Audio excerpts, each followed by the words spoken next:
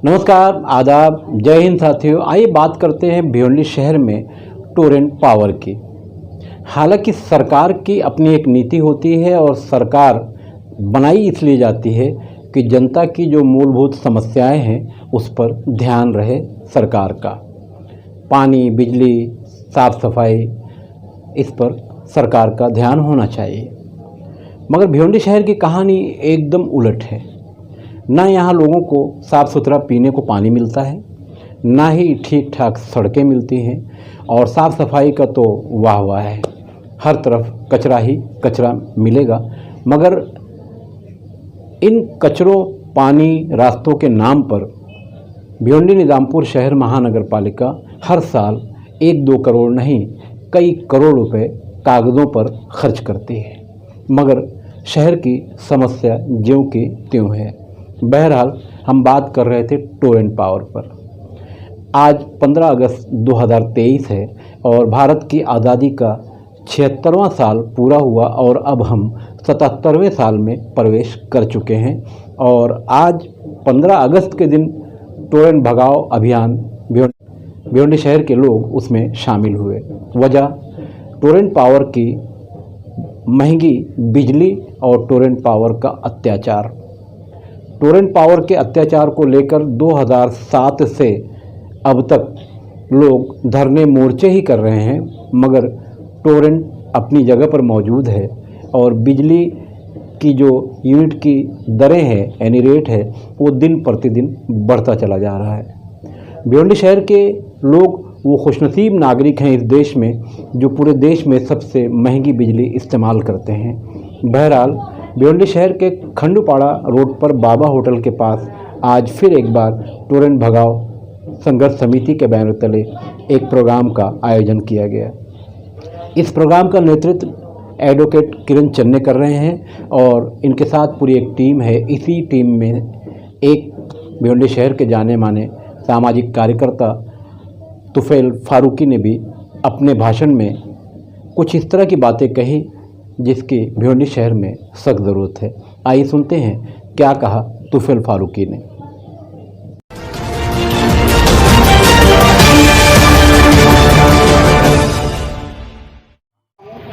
और जिस तरीके से आज आपने संघर्ष समिति के द्वारा जो एक प्रोग्राम आयोजित किया गया है और आप लोग यहाँ पर आए हो, कुछ लोग कह रहे थे कि लोग कम है। मेरे को तो ऐसा लग रहा है कि साहब इतने लोग जो हैं, भीड़ बहुत ज़्यादा हो जरूरी नहीं है। जो लोग आज आए हैं, मुझको लगता है ऐसे कि शहर के बहुत जिम्मेदार लोग हैं और कोने कोने से आए हैं, और ऐसे लोग आए हैं कि जो एक हज़ार की ताकत रखते हैं। तो कोई घबराने की ज़रूरत नहीं। आने वाले समय में भिवंडी के अंदर जिस तरीके से टोरेंट पावर का आतंक चल रहा है, बहुत सारे लोग बोलते थे कि कोई टोरेंट का कुछ नहीं कर सकता, टोरेंट के बारे में कोई कुछ नहीं बोल सकता।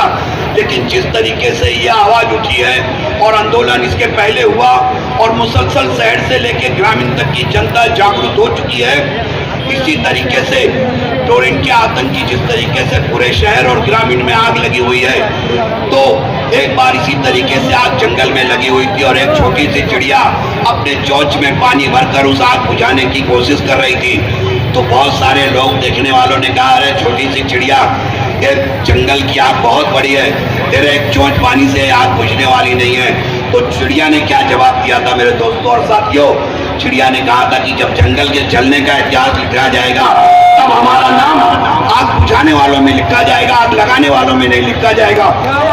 इस उद्देश्य के साथ हमें काम करना है और इस उद्देश्य के साथ हमें इस लड़ाई को आदरणीय किरण चन्ने साहब, हमारे फाजिल अंसारी साहब, जो भिवंडी के शहर के हमेशा अन्याय के खिलाफ लड़ने वाले आदरणीय किरण चन्ने साहब, कामले साहब की शख्सियत इस शहर के लिए और ग्रामीण के लिए कोई ऐसी शख्स आदमी नहीं है जो इन्हें नहीं जानता। बच्चा बच्चा इनको जानता है और हमेशा शहर के गौर और फिक्र के लिए हमारे फाजिल अंसारी साहब भी हमेशा सर्वसर्वा रहते हैं। मैं आप लोगों को बताऊं कि बड़े जिम्मेदार लोग आपकी आवाज़ उठा रहे हैं और टोरेंट के खिलाफ आंख से आंख मिलाकर आज उससे लड़ाई लड़ने के लिए तैयार है। दोस्तों और साथियों, ये लड़ाई बड़ी है। कोई भी चीज़ जब किसी भी कोई ताकत हमारे ऊपर आकर बैठ जाती है, जिस तरीके से आज़ादी के दौर में अंग्रेजों ने हिंदुस्तान पे राज कर लिया था तो हमारे कितने महापुरुषों को अपनी जान की कुर्बानी देनी पड़ी, तब जाकर हिंदुस्तान आज़ाद हुआ। दोस्तों और साथियों, मौलाना अब्दुल कलाम, जो लोग आज नफरत और भेदभाव की राजनीति कर रहे हैं, मैं उनके लिए छोटा सा एक उदाहरण देना चाहता हूँ कि जब हिंदुस्तान की आज़ादी में मौलाना अब्दुल कलाम आज़ाद जेल में थे तो नेहरू जी उनसे मिलने गए और नेहरू जी ने कहा कि मौलाना तुम्हारी बीवी की तबीयत बहुत खराब है, मैंने अंग्रेजी हुकूमत से बात किया है, अगर तुम माफीनामा लिख के दे दो तो अंग्रेज हुकूमत तुमको छोड़ देगी। तो मौलाना साहब ने कहा था, नेहरू जी मेरी बीवी मरती है तो मर जाए, लेकिन जब तक गुलामी की जंजीर मेरे माँ के पैरों में है, मैं जब तक इस जंजीर को नहीं तोड़ दूंगा, मैं कभी अंग्रेजों से नहीं माफी मांगूंगा। हमारे महापुरुषों ने कुर्बानियां की है देश के लिए, अपनी जान दी है, अंग्रेजों की चक्कियां पीसी है, तब जाकर हिंदुस्तान आजाद हुआ है। जलियांवाला बाग में 76 मुसलमानों ने अपने सीने पे गोली खाई थी। कबीर अब्दुल हमीद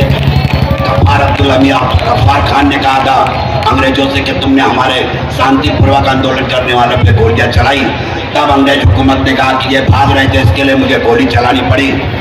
76 पठानों को गोली लगी थी, 3 दिन पोस्टमार्टम चला और सारे पठानों ने सीने पे गोली खाई थी। ऐसे हिंदुस्तान आजाद नहीं हुआ है दोस्तों, और टोरेंट की भी लड़ाई पड़ी है। हमें बहुत शांतिपूर्वक तरीके से, जिस तरीके से संघर्ष समिति आज काम कर रही है, कामयाबी निश्चित है, लेकिन हमें कायदे से रहना है और कानून का हमेशा पालन करना है। कानून कभी अपने हाथ में लेने का नहीं है। कामले साहब ने कहा कि पुलिस हमारे साथ में है, लेकिन पुलिस हमारे साथ में है क्योंकि हम कायदे में हैं, इसीलिए हम फायदे में हैं और हमें हमेशा कायदे में रहना है और कायदे से कभी भी बाहर नहीं जाना है। हमें जो भी कानूनी प्रक्रिया है, टोरेंट के विरुद्ध लड़ाई शांति तरीके से लड़ना है। बहुत जिम्मेदार लोग इस लड़ाई में हैं, इंशाअल्लाह हमें इनके मार्गदर्शन में चलना है। मैं इतना ही कहूँगा कि जो इसमें मिल गई दरिया वो दिखलाई नहीं देती, महासागर बनाने में मगर एहसान सबका है।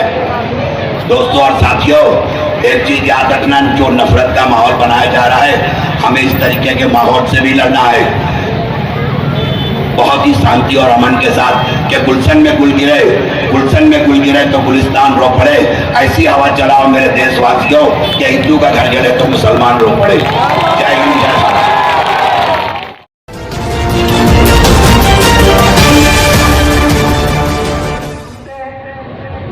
10 या 15 मिनट में सभा खत्म हो जाएगी।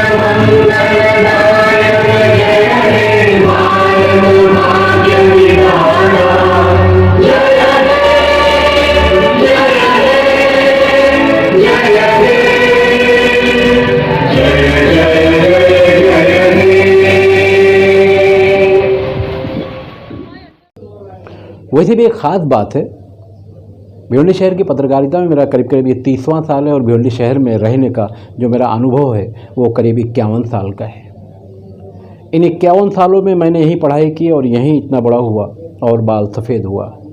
हालांकि हर इंसान गालियां देने में महारत रखता है, वो गालियां मैं भी देना जानता हूं, मगर चैनल पर नहीं दे सकता, क्योंकि अगर मैं उन लोगों को गाली दूं तो इन गालियों का भी अपमान होगा। क्योंकि टोरेंट पावर आने के पहले भिवंडी शहर में एमएससीबी थी और उस वक्त कुछ लोग जो आज अपने अपने बंगलों में चुपचाप बैठे हैं छिपकर, वो अभियान चला रहे थे कि पावर की बिल मत भरो, बिजली बिल माफ़ हो जाएगी।